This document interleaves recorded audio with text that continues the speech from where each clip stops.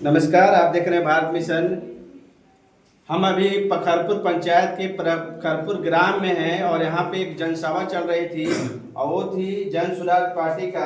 और कुछ उनके कार्यकर्ता हैं उस पार्टी के, कुछ वफादार सिपाही हैं जिनके द्वारा जन सुराज पार्टी के विस्तार जो बिहार में उनकी घोषणा है बताने का काम किए हैं। मैं जानना चाहूँगा कि क्या इनकी पार्टियाँ सुविधा देगी जब इनकी सत्ता होगी सरकार में। जी, आपका क्या हुआ सर परिचय?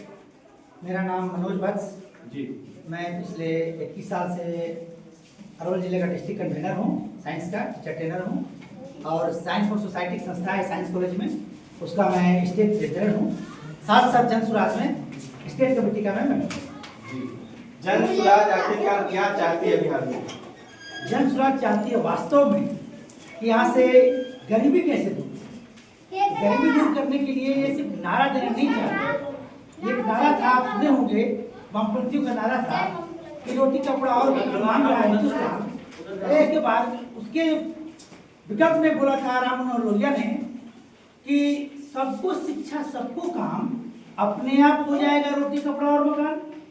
तो हमारे नेता का कहना है कि हम सबको शिक्षित करेंगे, मतलब जो 15 साल तक के बच्चे हैं उनको विश्व स्तरीय शिक्षा देंगे, नेत्रहाट तरीके से शिक्षा देंगे। और जब तक वो शिक्षा नहीं दे पाते हैं, व्यवस्था नहीं स्थापित कर पाते हैं, उसको समय लगेगा, तब तक उन सारों बच्चों के खर्च हम करेंगे और उनको स्थानीय निजी विद्यालयों में सरकारी खर्च में उन्हें पढ़ाएंगे।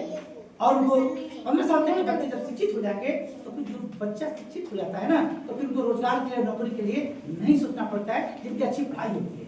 और वर्तमान में जो इतनी गरीबी है, जो बच्चों को यहाँ पर कोई रोजगार नहीं है, उसको पलायन रोकेंगे। पलायन में 1 साल के अंदर रोकेंगे। पलायन रोकने का बहुत शॉर्ट टर्म तरीका है कि हम पूंजी का पलायन रोक देंगे।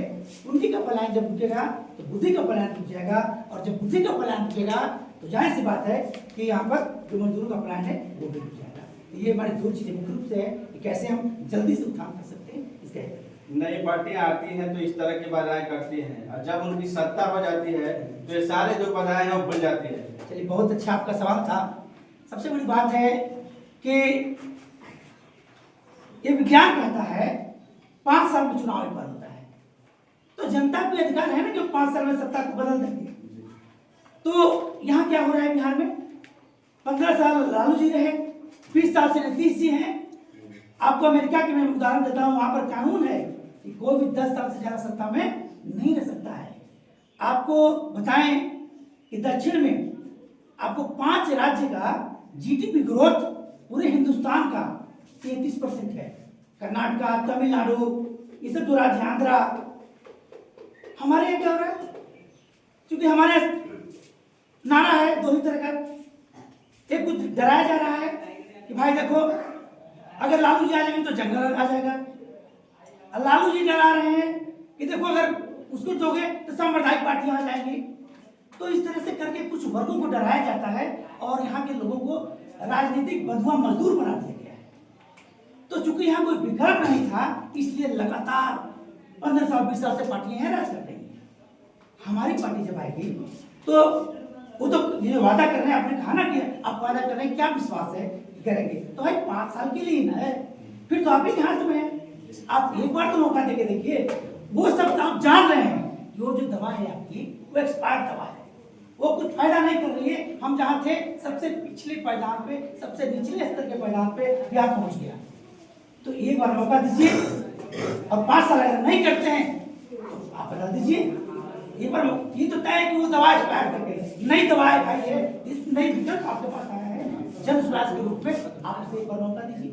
नहीं अगर अपने आप के वादे पर खरा करती है तो आप एक सर आपसे लास्ट क्वेश्चन होगा मेरा, क्या जन सुराज बिहार के अंदर अकेले लड़ेगी या किसी से ऐलान होगा, किसी पार्टी के साथ?